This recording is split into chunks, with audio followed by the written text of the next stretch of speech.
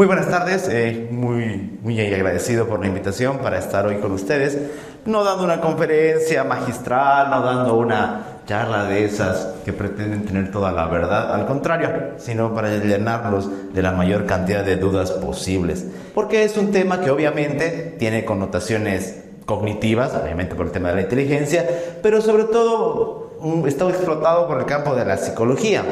Lo que no quiere decir que desde la filosofía no se tome en cuenta, y es precisamente el desafío que vamos a tomar durante los siguientes minutos. Como les decía hace un instante, lo primero que vamos a hacer es quitarnos la idea de que hay una receta mágica, de que hay una verdad suprema, de que hay alguna energía superpoderosa que nos va a solucionar los problemas humanos de convivencia o supraterrenales. Eso no existe, por lo menos desde mi perspectiva.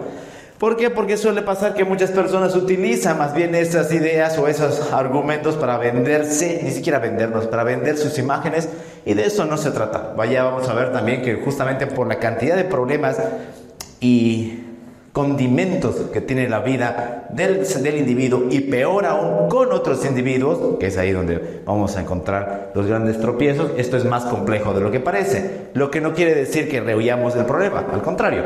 Así que durante los siguientes minutos vamos a ver algunos conceptos que considero útiles, algunos pensadores que considero también válidos, no son los únicos, pero valen para la oportunidad y sobre todo para el tiempo que tenemos hoy, y algunos campos precisamente creo que son los más prácticos en los que ustedes y en general todas las personas necesitamos hacer uso de esta inteligencia emocional, sobre todo en el tema universitario, así que ya lo vamos a ir viendo. La primera, por favor. Bien, lo primero que quería era dividir esto en una especie de áreas o espacios de acción, que igual son engañosos, y ya les voy a comentar por qué. El primer espacio de acción, el primer punto en el que nos encontramos es obviamente el personal. Todas nuestras vidas, nuestros problemas, nuestros deseos, nuestras aspiraciones, nuestros enojos, todo aquello con lo que cargamos, todo aquello que llevamos en esa mochila, no física, sino mental, emocional, tiene que ver con cómo nos llevamos con los otros, cómo reaccionamos ante los otros con esa inteligencia emocional. Está obviamente predeterminado por cómo estamos nosotros. Si yo tengo un día malo, si yo tengo problemas, si yo tengo una visión del mundo contraria al que tiene el otro, si mis valores y principios son abiertamente opuestos a los que tiene el otro y me los quiere imponer, obviamente mi reacción va a ser diferente. Si no soy tolerante, ya vamos a volver sobre el tema de la tolerancia más adelante, va a ser muy difícil generar esta inteligencia emocional, lo que no quiere decir que sea imposible. Ahora, en el segundo nivel había trazado esta idea que es como la que nos corresponde un poco en la charla de hoy, que es la del nivel estudiantil, que son los problemas que se llevan acá en la universidad, los problemas que tengo con mis exámenes, con mis proyectos, con mis docentes, con la burocracia universitaria, que por cierto voy a ser implacable con ella más adelante, y con todas esas problemáticas que hay. Y que también se desembocan en el tercero, que es un subnivel social y político, que es ya salir del mundo universitario y enfrentarse a los problemas de la sociedad ya grandes, ¿no? En el primer nivel encuentro personas a las que conozco, a los que son cercanas a mí, familia, amigos. En el segundo no son tan cercanos, pero sí estoy lidiando con ellos día a día, sé quiénes son. Y en el tercero son gente que no conozco. Salgo a la esquina y tengo un encontronazo con alguien que está en una motocicleta o en un auto. No sé quién es esa persona. No conozco sus problemas. No puedo predisponerme a estar bien o mal con esa persona. Pero tengo que lidiar porque todos estamos en ese conjunto llamado sociedad. Ahora, lo que les decía, esto no quiere decir que estos tres niveles estén marcados. No hay una frontera visible entre los tres. Los tres están con una especie de nebulosa que los dividen, primero porque no son porque no son separadas una de la otra. Mi vida personal, obviamente que la traigo a mi vida estudiantil, por supuesto. No desconecto mis problemas, no desconecto mis deseos, mis aspiraciones para entrar a dar un examen. No, está todo en mi cabeza. Al contrario, muchas veces son esas las motivaciones que tomo en mis decisiones para llegar a tener esas elecciones. Lo mismo con el otro nivel, con el nivel social y político. ¿De qué sentido tiene estudiar todas las materias? ¿Qué sentido tiene lidiar con todos los exámenes para luego obtener un título que sabemos que no se va a quedar en estas aulas? Aunque incluya aunque inclusive tengan la elección de dedicarse a la docencia, igual van a tener que salir al mundo abierto y ahí vamos a tener otra vez los problemas de este nivel social y político. Entonces, como pueden ver, no es que están desconectados, sino como diría Ortega y Gasset, de quien vamos a hablar más adelante, flotan en esferas, se van equilibrando ellas mismas estos problemas o estos niveles en los que desarrollamos nuestras problemáticas, nuestros conflictos y donde deberíamos intentar aplicar estos criterios de inteligencia emocional. Así que esto es solamente ilustrativo porque, como ya se habrán dado cuenta, ustedes tampoco se separan o se fragmentan al momento de moverse en estos tres niveles o en otros más. Somos parte de estos juegos de sociedad, de esta vida en sociedad, y bueno, ahí estamos todos metidos. Siguiente, por favor. Bien, el primer concepto, vamos a ir tratando de revisar algunos pensadores. Los primeros conceptos tienen que ver con Aristóteles. ¿Por qué Aristóteles primero? Primero porque es de los más antiguos, aunque no es cronológica la revisión, sino porque aporta algo muy importante. De hecho, eso hace que sea tan grande su vigencia. ¿Por qué estamos 2300 años, 2400 años todavía hablando de él? Es que algo aportó. Y aporta un concepto que es este del animal social político. Lo aporta en varios de sus textos, pero principalmente el que me gusta cómo lo trata es en Ética Nicómaco. En Ética Nicómaco, Aristóteles desarrolla un conjunto del estudio de las virtudes, de todas esas cosas que me pueden ayudar a ser mejor. Ok, hasta ahí no habría problema, eso nos lo podría decir cualquier persona.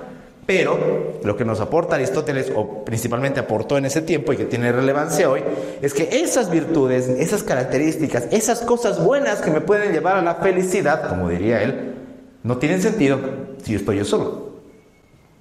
¿Qué sentido tiene que yo sea bueno, que sea virtuoso, que sea un gran ser humano si estoy viviendo solo? O sea, me sirve, pero es limitado. Si yo me voy a lo alto de un faro a vivir en una isla perdida en alguna costa, bueno, poco o nada se van a desarrollar mis aptitudes y poco o nada voy a necesitar de estas virtudes. Es en mi relación con los otros, donde además de consolidarme como ser humano, además de satisfacer mis necesidades de alimento, de cobijo, etcétera, etcétera, es donde voy a poder mostrar esas virtudes. Ser caritativo, ser bueno, ser tolerante, manejar la templanza, un montón de virtudes que maneja Aristóteles y que desarrolla en Ética Nicómaco, no tendrían sentido si no es en la relación con el otro. De hecho, finalizando el libro que les menciono, más o menos por la tercera o cuarta parte, hay una virtud que desarrolla acerca de la amistad. Y es interesante porque no tendríamos la idea de la amistad como una virtud. Lo tenemos como un conjunto de relaciones importantes, valiosas para nuestra vida. Viene Julio de la amistad, etcétera, etcétera. Pero para Aristóteles sí, porque la idea de llevar una buena amistad para él es importante porque tiene que ver con la valoración de la persona. Es decir, valorar en el otro la humanidad, su ser, su sentido de ser humano. Y dice, no, ¿qué sentido tiene este? Claro, tiene. Porque dice, si yo valoro al otro, por ende voy a saber valorar mi condición humana también. No le estoy reconociendo solamente su ser, obviamente que lo estoy haciendo, pero además le estoy concediendo ese valor porque sé que yo también lo tengo. Y espero, a veces inconsciente y a veces conscientemente, que el otro también me retribuya esa consideración. Alguien dice por ahí la famosa frase, trata a los demás como quieres que te traten. Sí, es una versión simplificada, pero es real. Es real porque nosotros cuando, por ejemplo, pedimos el derecho a la libre expresión, o pedimos el derecho a la protesta, o pedimos el derecho a manifestarnos por algo, estamos haciendo uso de esa potestad. Pero ¿qué pasa cuando el otro la pide? ¿Qué pasa cuando el otro, el que no opina como yo, cuando la pide? ¿Qué hago? Busco silenciarlo, busco descalificarlo, busco quitarle cualquier credibilidad, o por lo menos dejo que opine, que hable, que intente convencerme, que intente convencer al resto. Parece loco, parece irracional hoy en estos días, en estos tiempos tan politizados, tan radicales, ¿no? Que le digo, no, deja opinar a tu adversario. Pero en realidad eso es parte de lo que es la tolerancia. Pues insisto, vamos a verlo más adelante. Entonces, estas ideas desarrolladas por Aristóteles acerca del reconocimiento del otro y del ser humano entendido como este animal social y político. Esto es importante precisarlo porque a veces se tergiversa esta idea. Cuando Aristóteles se refiere al animal político, no se está refiriendo solamente al animal que hace política o que busca gobernar. Sí se dedica a eso en parte, pero para Aristóteles el concepto social y político es uno. ¿Por qué? Porque tiene que ver con eso que les decía, con la convivencia con el otro. No es solamente un tema de ejercicio de poder. Más bien el ejercicio de poder es una consecuencia de las relaciones con el otro. Y ya vamos a ver con otro pensador más adelante cómo estos criterios de valores, moral y sobre todo culturales se consolidan para bien o sobre todo para mal en política. Así que eso es lo que nos aporta Aristóteles, entre tantas cosas, en su Ética a Nicómaco, la idea de entender al ser humano como una criatura que desarrolla su potencial y que se pone a prueba con el otro. ¿Y por qué tiene que ver con la inteligencia emocional? Porque son los otros los que nos ponen a prueba en las emociones. Yo puedo tener problemas conmigo mismo, yo puedo tener rabia conmigo mismo, pero verdaderamente el que me provoca calmarme o el que me provoca impacientarme a veces es el otro. Es el de la esquina, es el administrativo, es el profesor, es mi compañero que no hace las cosas. Esos son los que nos ponen a prueba. O es mi estudiante el que me pone a prueba. Entonces ahí es donde realmente recobramos ese valor. Muy bien, justo tenemos que saltar, así que no hay problema. El segundo pensador es mucho más actual, más contemporáneo. Es un español llamado José Ortega y Gasset, así es su apellido compuesto, Ortega y Gasset. Y entre tanto que él ha logrado escribir, yo rescato un concepto que me parece importante el día de hoy, que es el tema del costo y el esfuerzo de la civilización.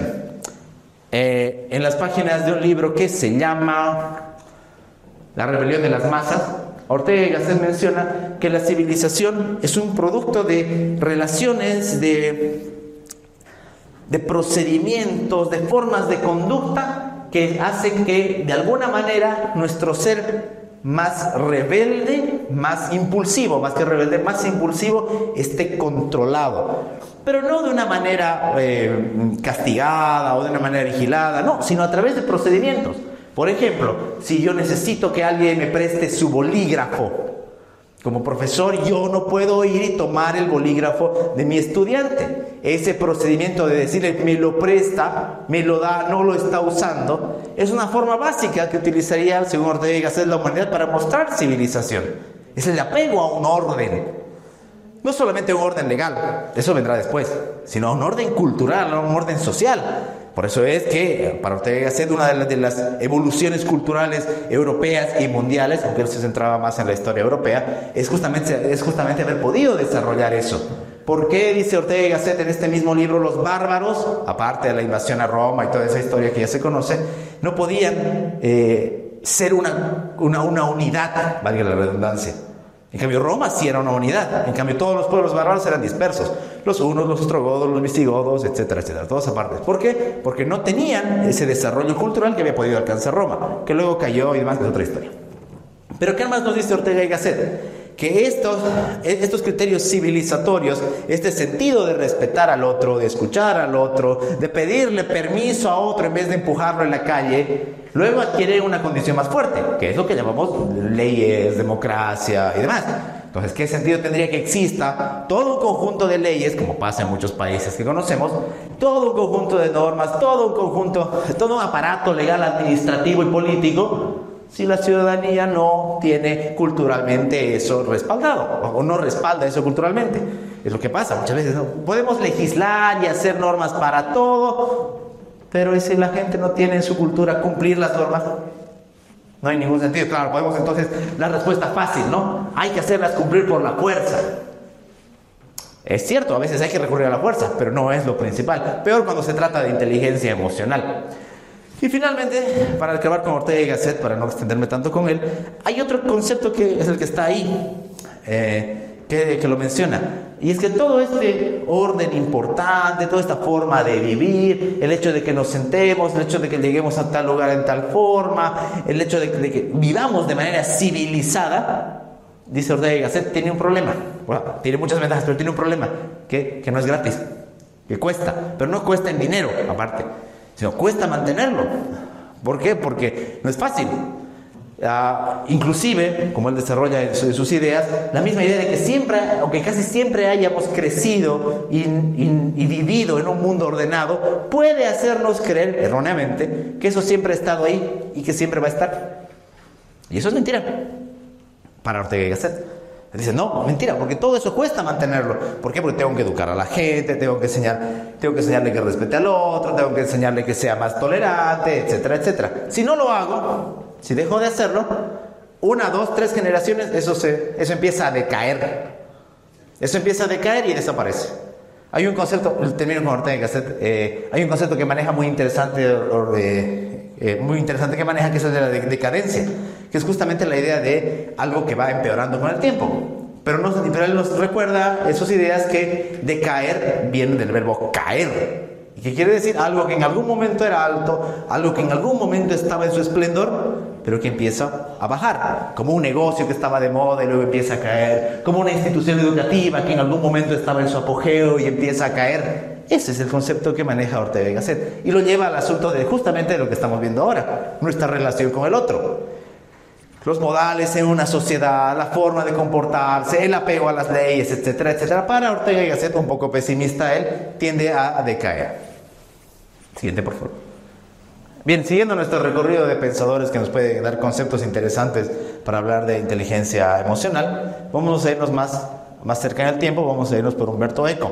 Muy conocido Umberto Eco por sus novelas, obviamente, pero además por sus estudios en el campo de la semiótica, pero también era un filósofo muy interesante.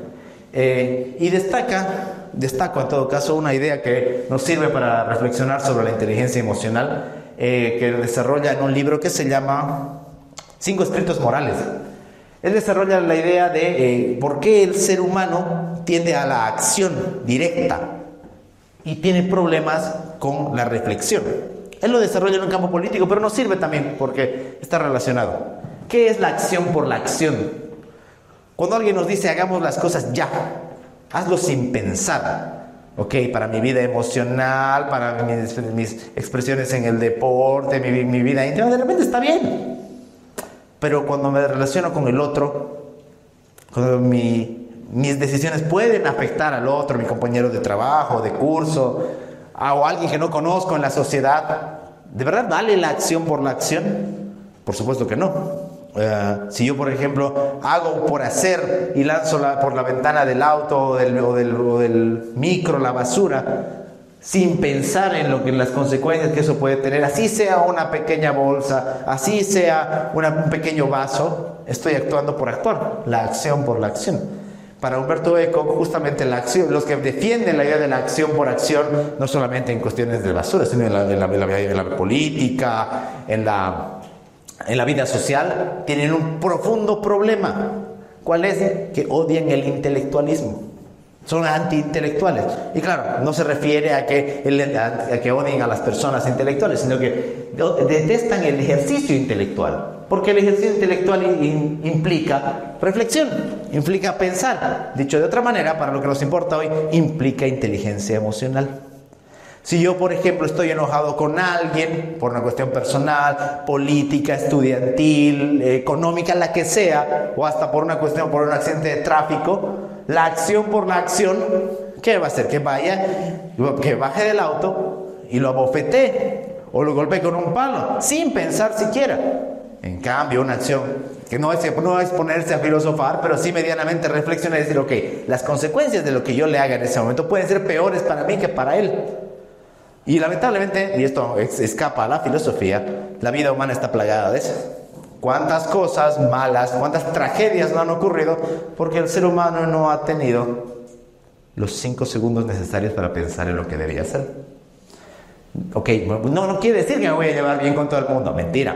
No quiere decir que me voy a estar abrazando con todos y que voy a ser amigo de todos. No, mentira, eso es demagogia. No, eso no existe. Pero tampoco que voy a vivir en una posición de franca violencia de acción por la acción. El sentido, no solamente de la reflexión, sino de la razón, es útil para la inteligencia emocional. Es útil para nuestra vida en general. Ustedes están puestos a prueba cada día entre sus compañeros, con sus profesores. ¿Cuántos de ustedes en su deseo más íntimo no han querido lanzarle una silla a sus docentes? Por favor, obviamente que sí. Pero si dejamos que ese impulso, por ejemplo, aparezca, las consecuencias pueden ser mayores. Entonces, nuestra inteligencia emocional, aunque parezca gracioso, juega también en ese plano. En rechazar un poco al menos, moderar esta idea de la acción por la acción, de actuar por actuar, sí porque sí. Eso es también un aporte interesante de Umberto Eco. Por cierto, esta idea Umberto Eco la desarrolla con mayor profundidad, mejor dicho, cuando habla del fascismo. Porque para Umberto Eco, una de las 14 características del fascismo es justamente la acción por la acción. Pero no estamos hoy para hablar de política. Siguiente, por favor. Bien, aquí vamos a dejar un poquito de los pensadores de manera concreta y más bien vamos a navegar entre ellos. Entonces estamos diciendo que todos somos diferentes, estamos diciendo que todos tenemos aspiraciones distintas, estamos diciendo que todos vivimos en un mundo complicado con nuestros problemas, con nuestras crisis, con los problemas sociales que me salen en el teléfono, que hay crisis, que no hay gasolina, que no hay tomate. Si tenemos tantos problemas, entonces ¿qué nos une? Hemos dicho que vivimos en sociedad, como decía Aristóteles, perfecto. Pero ¿qué nos une? ¿Hay algo que nos una? Desde alguna visión más o menos unitaria, democrática, diremos que tenemos un fin en común, una idea de bienestar en común. Vale, está bien, útil, válida. Pero ¿habrá algo más allá que eso? Para Cioran, el primero de acá, es interesante, tiene una visión muy pesimista y muy sombría de la vida. Para Cioran, en realidad lo que hay, no lo que nos une, sino lo que evita que nos matemos, es que no estamos a la altura de nuestro rencor y nuestro odio. Cioran murió en realidad en los años 90, ya cerca, entre comillas, de este tiempo, y en las grandes ciudades él observaba, y él lo cuenta en un libro llamado Historia y Utopía, cómo es que tantas personas podían llevarse en paz en una ciudad grande, cómo se gritaban, cómo se llenaban los mercados, cómo se llenaban los metros, cómo se llenaban los buses, algo parecido a lo que pasa ahí, y cómo es que no podía saltar ese su térmico de civilización y no se mataban entre ellos, o no se hacían daño entre ellos. Y dice Cioran que al final lo que pasaba era que no estaban a la altura de eso, no se animaban, y eso salvaba a la sociedad. Y un poco tiene razón. Lo que no estoy de acuerdo es que sea miedo. Lo que sí tenemos es un poco de justamente ese barniz civilizatorio. Estamos rodeados de eso. Retrocedamos, qué sé yo, 3.000 años, 4.000 años, o si quieren no tanto, 500 años en la historia de la humanidad. Menos, una ofensa en público. ¿Y cómo se resolvía? A tiros o a un duelo de revólveres o espadas. Bueno, se nos hace imposible. Puede pasar una pelea, sí, pero se nos hace imposible. Lo que antes era regla general, hoy es una excepción. Entonces, parte también del desarrollo de nuestra, no solo inteligencia emocional, sino de nuestro afán de convivencia, es y será regular un poquito el lado salvaje que todos tenemos. Y no está mal admitirlo. Lo peor sería negarlo.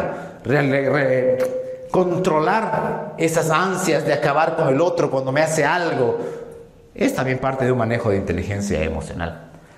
Por otro lado, para no estancarme, Bertrand Russell, premio Nobel de Literatura, gran filósofo y matemático además, mencionaba que la humanidad se une en cuanto a distintas cosas, a veces reales y a veces pueden ser inclusive ficticias. Se reúne desde las épocas antiguas en cuanto a un tótem, decían antes, ¿no? Nos reunimos frente a un ídolo. Hoy se une a través de conceptos como la democracia, la libertad, la patria, aunque tengo varias observaciones sobre eso, pero bueno, el país. Entonces, básicamente esos son elementos cohesionadores de la sociedad, que no está mal, dice él, pero ¿cuál es el problema? Y igual no lo podemos tocar hoy porque es un tema político, que ese sistema de unión, casi por una cuestión natural, ni siquiera cultural, genera que tenga que haber una autoridad. Ok, nos reunimos 8 personas para hacer algo, pero alguien tiene alguna mayor voz, alguien tiene algo de mando, alguien es el líder. Ok, es natural, pero ¿qué hacemos luego con ese líder? ¿Qué poder le damos? ¿Cómo manejamos nuestras relaciones? ¿O cómo hace él para ordenarnos a nosotros? Estamos hablando de unión entre sociedad, y estamos hablando de problemas que tenemos nosotros en todo lado, ya sea en la sociedad, en la política, en la universidad o hasta en nuestras casas. Viene la siguiente pregunta: ¿qué tanto podemos tolerar? Mencionaba hace rato la importancia de la tolerancia. La tolerancia, sin duda, es uno de los grandes avances culturales. Hoy es un concepto que se ha puesto muy de moda. Hace unos años ya, unos 15, 10 años, se trabaja mucho sobre el tema de la tolerancia, pero no es algo nuevo. Ya en la época de la Ilustración francesa, Voltaire escribió su famoso Tratado sobre la Tolerancia. Inclusive antes Locke también había escrito su carta sobre la tolerancia. ¿Qué tiene que ver? Lo mismo que decíamos hace rato, exactamente. La tolerancia es un ejercicio en el que por definición tengo que tolerar al que piensa diferente a mí. No tiene sentido, no tiene razón de ser, no tiene ninguna forma de expresarse que yo tolere al que piensa como yo. ¿Cómo voy a tolerar? ¿Qué logro significa tolerar al que piensa como yo? Ninguno. La tolerancia se pone a prueba con el otro. En la época de Voltaire tenía que ver mucho con la tolerancia religiosa. Él mismo fue víctima de aquello. Él era un gran creyente, por cierto, pero detestaba que haya la idea de una religión oficial y demás.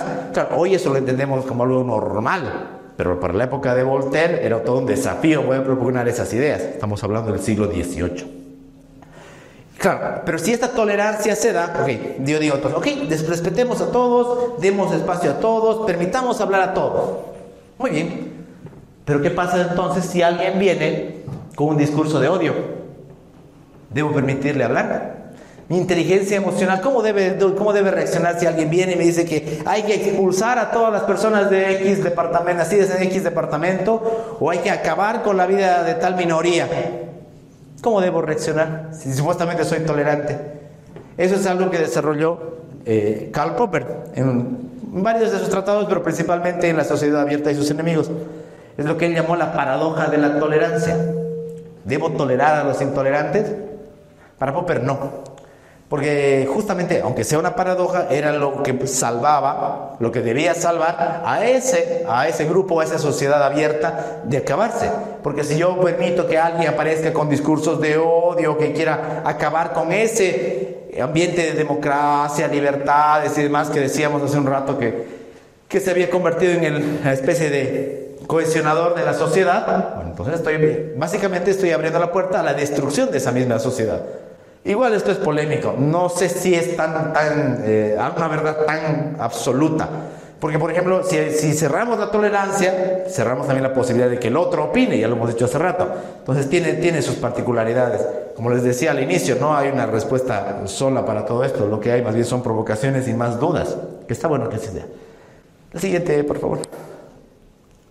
Bien, ahora sí, ya luego de hacer el repaso teórico y demás, vamos a lo que nos toca. ¿Cómo hacemos nosotros en nuestro entorno? En nuestro entorno y circunstancia. Tomo la palabra de circunstancia porque justamente a Ortega y Gasset le encantaba esa palabra. Decisión y circunstancia eran las palabras favoritas de su filosofía.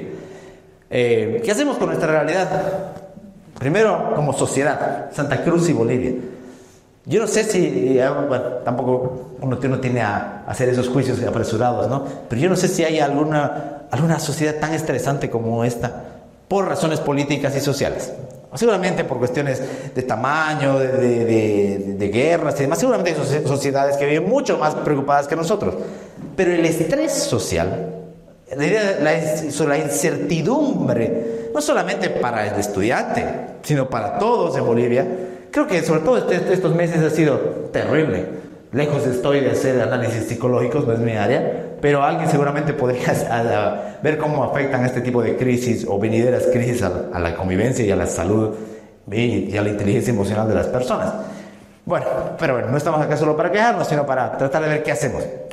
Sin duda, lo primero que tendríamos que hacer es ver a la cara a los problemas. Quien vive absorbido por la idea de que no, todo va a estar bien, todo se va a solucionar, se va a arreglar y demás, bueno, está bien, hay que reconocerle su esperanza y su optimismo, pero también hay que mirarlo de manera muy escéptica, porque suele pasar que muchos de los problemas aparecen de la nada, no aparecen de la nada, y más bien son manifestaciones posteriores de cosas que ya había. Para poner un ejemplo, las crisis económicas o políticas no aparecen de la nada, son el corolario de procesos de decadencia, de mal manejo político, de mal manejo económico, y es así que estallan. Entonces no es que apareció de la nada el problema, está. Y en Bolivia, y en Santa Cruz y en Bolivia vivimos con eso. Vivimos también con una seria paradoja, no la de Popper, pero una paradoja también muy, muy peculiar. Es cierto, Santa Cruz se caracteriza por su apertura económica, política, hasta por ahí, pero eso no quiere decir que haya que conformarse. Es innegable que todavía hay muchos desafíos en la sociedad cruceña específicamente para la tolerancia. Y me voy a saltar al de la universidad porque voy a tratarlo al final porque es lo principal, pues, porque se relaciona con eso la idea de la tercera pregunta. ¿Cómo lidiamos con el otro y lo nuestro? Hace rato les decía, cuando hablábamos de Aristóteles, que la inteligencia emocional, por definición, y la convivencia en sí, tiene razón de ser con el otro. Ok, perfecto. Entendemos al otro como el que no es el mío, como el que no soy yo, el que viene de otro lado, el que tiene otras ideas. Pero hoy es muy diferente también. Hoy ese otro ya no es solamente alguien que vive cerca, puede ser alguien que está a kilómetros de distancia y con el que estoy debatiendo en videos o en publicaciones de redes sociales. Entonces la inteligencia emocional y en realidad la convivencia ha cambiado también a través de la tecnología. Y de repente ahí hay un proceso que todavía no está muy definido, ¿no? El otro antes era, lo nuestro, antes era un criterio de lo que se vivía cerca, una tierra, una ciudad, un país, si quieren ver, una identidad común. Pero hoy no. Hoy esas identidades digitales también han cambiado y esto lo pueden notar ustedes fácilmente. Ustedes guardan más relación de similitud de ideas con su vecino de 2 casas o con una persona que comparte sus intereses en un foro o en un grupo de WhatsApp de su serie o idea favorita o novela favorita, lo que sea. Es más probable que guarde más relación y más afinidad con el segundo que no conocen que con el que ven pasar todos los días. Es así, es un cambio de paradigma y que está bueno también pensarlo. Y si el problema del otro es complicado, también es el problema de lo nuestro. Porque lo mismo, lo nuestro se utiliza mucho en política, ¿no? Nuestra identidad, nuestra región, lo nuestro, lo típico, lo cultural. Ok, está bien, no tengo ningún problema con eso. Pero otras veces se utiliza esto también para demagogia, se utiliza para política, se utiliza para campañas. Entonces, ahí es donde, por ejemplo, nosotros nos rodeamos con eso. ¿Quién es el dueño de lo nuestro? ¿Quién define qué es lo nuestro? Defendamos lo nuestro. ¿Quién define lo que es lo nuestro? O peor aún, ¿no? Muy de moda. Santa Cruz quiere esto. ¿Usted sabe lo que quiere Santa Cruz? ¿Alguna vez han reflexionado si tienen la posibilidad de escuchar lo que quiere todo un pueblo? No, mentira, eso no existe. Hay ciudadanos, hay minorías, hay mayorías, pero eso no quiere decir que sea la voz total. No existe esa voz total de la sociedad. ¿Y por qué lo pongo en el tema de hoy? Pues ya que tiene que ver esto con inteligencia emocional. Porque muchas veces vamos a chocar con eso. Con alguien que te va a decir, no, pero ¿cómo vas a opinar eso? Santa Cruz no quiere eso. A ver, casi que lo ponen como un argumento casi divino, ¿no? Es como si Dios quiere esto, Santa Cruz quiere esto, y no hay forma de contrarrestar eso, aparentemente. Después sí hay, obviamente, la razón y la argumentación nos lo permiten, pero el fanatismo puede existir también desde esta óptica de lo nuestro. ¿Y por qué les digo que es importante? Porque lo mismo, en estos ambientes, Santa Cruz, Bolivia, es donde están ustedes, en medio de eso está la universidad. Y muchos de los problemas políticos, sociales, culturales, encuentran no solamente su réplica, sino a veces su multiplicación acá en la universidad. Porque ustedes los viven. No tengo que contárselos yo. No tengo que contarles yo cómo tienen que lidiar con profesores testarudos, intolerantes. No tengo que contarles yo cómo lidian ustedes con la burocracia. Si un ciudadano tiene que lidiar con una ventanilla de la alcaldía que no quiere atenderlo y decirle qué trámite debe hacer porque le van a multar con 3,000 bolivianos. En una forma miniatura, aunque ni tan miniatura, viven ustedes aquí eso. Cuando van y quieren sacar un certificado y la persona a cargo les cierra la ventanilla en la cara y se va a tomar un café. ¿Cómo voy a lidiar? ¿Cómo no voy a poder comparar a una autoridad, alcalde y concejal que se cree dueño de la verdad y que no es capaz de escuchar al otro, como decíamos hace rato? ¿Cómo no lo voy a comparar con mi profesor que está 20 años en la materia y no quiere escuchar otras verdades? Que piensa que su paradigma es el real y que encima me castiga por opinar o me sanciona por ir de un color diferente de ropa o de moña? Historia real de otra facultad. ¿Cómo voy a lidiar con eso? ¿Qué hago como estudiante? Dígame, ¿qué sentido tiene la inteligencia emocional para no lanzarle la silla? Entonces sí lidiamos con eso, sí lidiamos con muchos problemas. Y eso los viven ustedes acá, aparte de las cuestiones académicas. Ni siquiera he entrado a las cuestiones académicas. Imagínense lo complicado que es. Por eso a mí, dentro de todo, a pesar de que yo ya hace unos años ya acabé la universidad, a mí me molesta cuando se simplifican los problemas de los estudiantes. Yo, como les decía hace rato, yo trabajo con estudiantes de colegio. Y me molesta cuando simplifican sus problemas. Me molesta cuando los profesores, principalmente mis colegas, no solo de mi colegio, sino de otros lados, incluida la universidad, minimizan los problemas. Empiezan a ver a los estudiantes como números, como casillas de su registro, como simples calificaciones. Y se creen dueños de la verdad y se creen casi en posición de dictadores. Cuando un profesor, por ejemplo, les dice, no, a mí nadie me puede sacar. O sea, ¿qué hay más autoritario que eso? Es el mismo espíritu autoritario de un sujeto que dice voy a gobernar hasta el fin de mis días. Voy a reelegirme hasta el fin de mis días. Es lo mismo. Entonces, por eso les digo que esa realidad política y demás es simplemente la que acompaña, la que matiza todo esto que ustedes viven acá. Bueno, más allá, y ahora para que no quedemos tan pesimistas, la pregunta es, ¿qué sentido tiene? ¿Puede ayudarnos en algo la filosofía a esto? ¿Puede servirnos de algo? ¿Puede servirnos de algo este manejo de la inteligencia emocional? Más allá de no golpear profesores o administrativos, o golpear a alguien en la esquina porque se cruzó en rojo. Sí puede. No, lo primero, no nos va a dar la solución mágica. No se va a acabar de la noche a la mañana. Falso, mentira. El que les diga eso o que les quiera vender un libro de autoayuda los está estafando. No funciona. Al contrario, lo que nos sirve es para dudar de esas cosas, porque muchos de los problemas que hay son justamente porque se piensa que hay una salida fácil, que es entregarse a una ideología, a un fanatismo político, religioso, encumbrar a un líder. Justamente muchos de esos problemas vienen por eso, encumbrar a un profesor, a un jefe de carrera, a un rector. No viene por ahí. Lejos de ahí está la solución. Al contrario, viene de la crítica, pero viene de una crítica profunda. No solo visceral, que a veces tiene que salirnos porque tenemos rabia y enojo, viene de la crítica profunda, racional de las cosas. Lo que les decía hace rato, el ejercicio de la tolerancia y de ponerse en el lugar del otro, de la empatía. ¿Qué pasa en Bolivia, por ejemplo? Otro ejemplo, igual, puede servir mucho para mostrar lo falto de inteligencia emocional que es este país. Un bloqueo de caminos. Ningún bloqueador, ni el que ejecuta, al que se le puede decir que está manipulado, que yo no voy por esa idea, me parece simplificadora, o el que lo manda, se pone a pensar en que la mujer que está en la flota no tiene cómo alimentar a su hijo. No se pone a pensar si tiene pañales, no se pone a pensar si puede perder su trabajo. No, a nadie le importa, porque nuestro desprecio hacia la convivencia civilizada, nuestra falta de empatía nos ha llevado a esos extremos. Y lo mismo pasa en la universidad. O sea, yo sé que todos tenemos que ser rígidos con algunas cosas como profesores, y está muy bien. Pero eso no nos puede quitar, por ejemplo, la tolerancia de escuchar a un estudiante que nos diga ¿por qué llegó tarde? ¿Qué pasó? Ahora, si nos miente y si sale con una patraña, bueno, es otra historia. Pero por ahí le pasó algo. O sea, tiene que haber instancias en el curso y fuera del aula que permitan eso. Entonces, en la búsqueda también de cambios estudiantiles, aunque yo no me meto en cuestiones política universitaria interna, una de las cosas debería ser esa también.